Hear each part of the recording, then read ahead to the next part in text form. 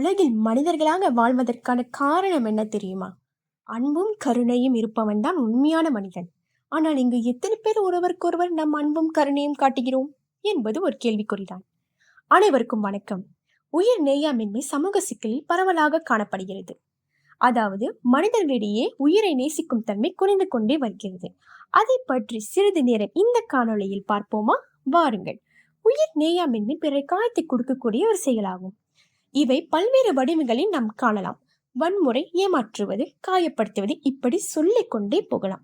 எடுத்துக்காட்டாக, ஒருவருக்கு உதவி தேவைப்பட்டால் அவருக்கு உதவாமல் புறக்கணிப்பது, அல்லது மிருகங்களை துன்புறுத்துவது, பூனை நாய் உயிர் போகும் வரை அடிப்பது, இவையெல்லாம் உயிர் நேயாமின்மைதான். இச்சிக்கலை தடுக்க நாம் என்ன செய்ய வேண்டும்? அது மிகவும் சுலபம்தான். உங்களை நீங்கள் நேசிப்பது மட்டுமல்லாமல் இந்த உலகத்தையே நேசித்தால் மட்டுமே இச்சிக்கலுக்கு ஒரு மாற்றத்தை கொண்டு வர முடியும். சுலபம் தானே? ஆகவே நாம் அனைவரையும் நேசிப்போம். உயிர் நேயமின்மைக்கு ஒரு முற்றுப்புள்ளியை வைத்து உயிர் நேயத்தோடு இருப்போம். ஒற்றுமையே நமது பலம். நன்றி. விடைபெறுவது உங்கள் தீபாஷினி கதிரேசன்.